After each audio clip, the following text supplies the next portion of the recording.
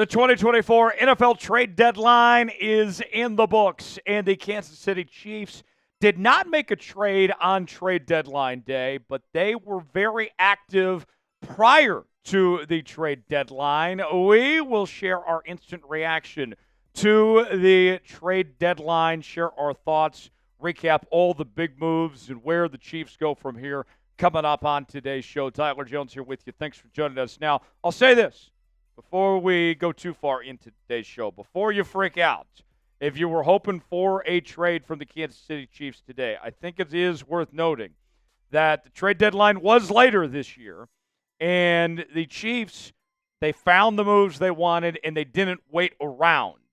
They took care of business and got those guys in before the trade deadline, before the halfway point in the season. So you can live with today the Chiefs not making any moves. We'll explain more coming up here on today's program. Before we do, I want to make sure you subscribe to the Chiefs Report. We were almost at 61,000 subscribers on the channel, getting very, very close to reaching that next milestone. And even when the Chiefs don't make a move, here we are, still bringing you content here on the channel as we have our daily news and rumors. We got our live shows. We got our watch parties in every game day. We had a great time at our watch party last night. We are also bringing you up-to-the-minute analysis. If the Chiefs were to make another move, whether it's a free agent signing or if there's an injury, whatever it may be, we're going to break it down for you here on the channel. If you are a diehard Chiefs fan, this is the channel for you. Subscribe now for free, and we'll get going here on today's show. Let's take a look back at the trades that went down here on this Tuesday afternoon.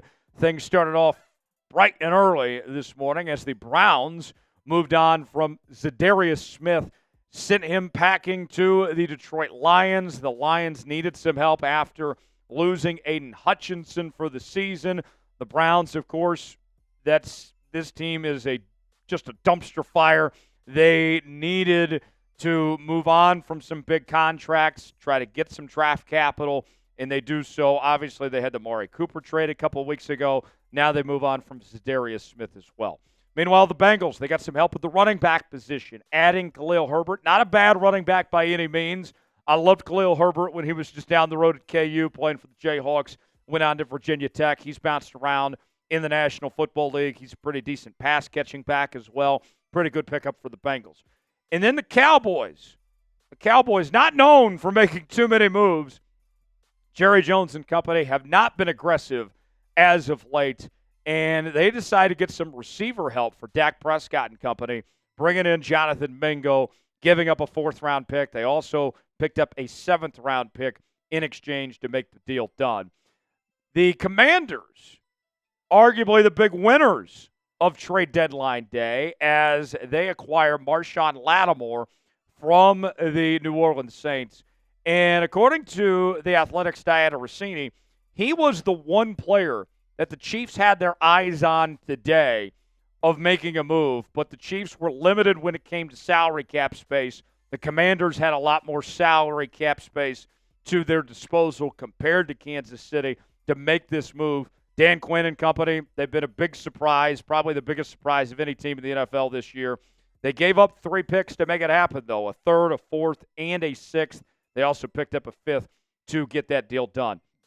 The Steelers, who are one of the biggest contenders in the AFC. Obviously, the Chiefs are the favorites, but in that next tier, the Steelers are making a case, along with the Ravens, the Texans, and the Bills. They've been playing some really good football lately. The offense has gotten better since Russell Wilson took over. Now they bring in Mike Williams. They get another receiver. They had talked for a long time about getting receiver help, whether it was guys like Brandon Ayuk or DK Metcalf and others. They ultimately have to settle for Mike Williams. So the Steelers do get some help, but wasn't exactly what they were hoping for within the last couple of months when they were looking to trade for a receiver. That wasn't the only move the Steelers made. They also brought in Preston Smith from the Green Bay Packers, giving up a 2025 seventh-round pick. The Ravens get some corner help. And this was a guy that we had talked about here on the channel, was Tre'Davious White from the LA Rams, of potentially being a cheap option for Kansas City. The Ravens bring him in. Didn't give up a ton. They just swapped seventh-round picks to get the deal. And then the Niners still looking to contend in the NFC.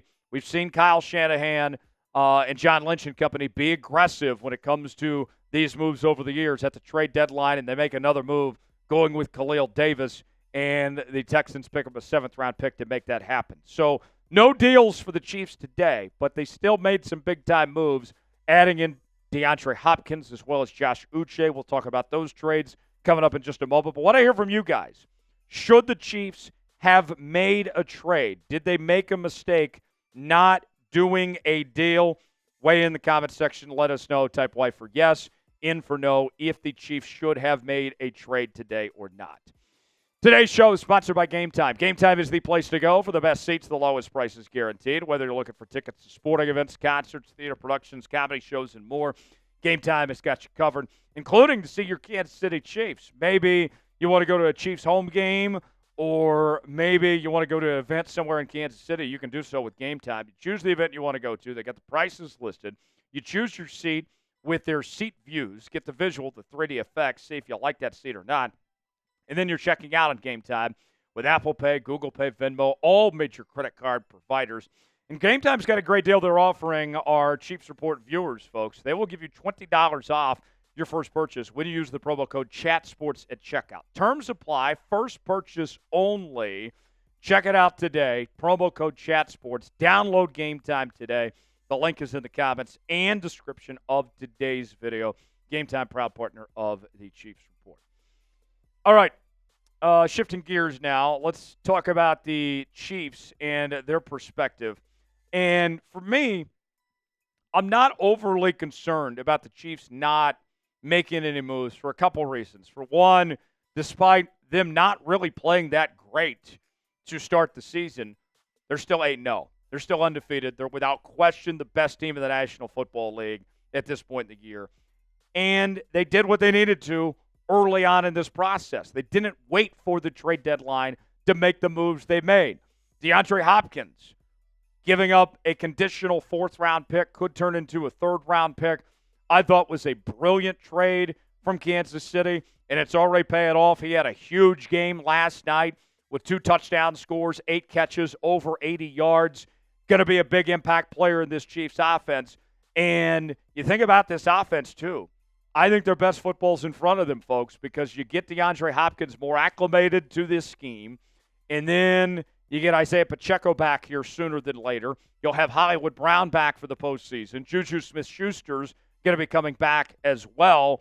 I think this offense is in really good shape, and the production that they got week 2 from DeAndre Hopkins, remember, we heard Andy Reid say that if they were going to make a move for a skill position player, it was going to take time. There was going to be a catch-up process. And from what I saw last night, it looks like DeAndre Hopkins is already up to speed, that he's already trending in the right direction. That's great for the Kansas City Chiefs.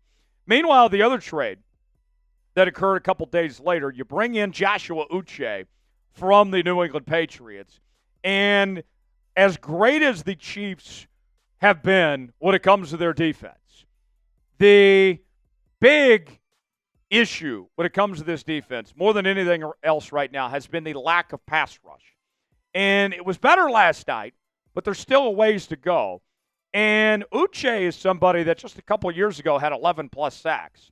I don't know if he's that same player that he was a couple of years ago, but just having another option there, another rotational piece. You can never have too many pass rushers. I think that Uche, if he gets the chance to perform, he could be a potential difference maker for this Kansas City Chiefs team, and you didn't give up much. All you gave up was a 6th-round pick. So overall, even though you didn't make a move today, you did what you needed to do. And what remains unchanged is that this Kansas City Chiefs team is still the team to beat.